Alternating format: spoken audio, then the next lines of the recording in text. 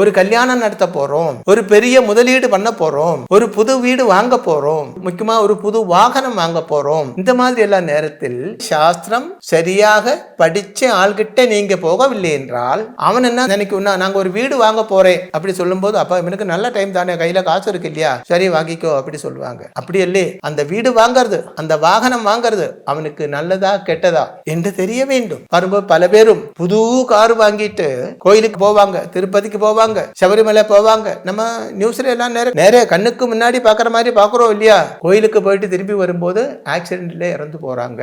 அப்போ அவனோட ஜாதகப்படி சொந்த வாகனம் ஆக்சிடென்ட் ஆகி நீ செத்து போகணும்னு ஜாதகத்துல இருக்கு, அதுதான் காரணம். இதுவே ஒரு நல்ல சாஸ்திரம் தெரிஞ்ச ஆச்சாரியன் கிட்ட போய் கேட்டால் அவன் சொல்லும், இப்போ வாகனம் வாங்க வேண்டாம், இந்த மாதிரி விஷயங்கள் எல்லாம் சொல்லுவாங்க. அது சொல்ல வேண்டுமானால் அவன் ஜாதகம் பார்க்க தெரிஞ்சவனாக இருந்தால் மட்டும் போராது, பிரஸ்ன சாஸ்திரமும் தெரிஞ்சவனாக இருக்க வேண்டும்.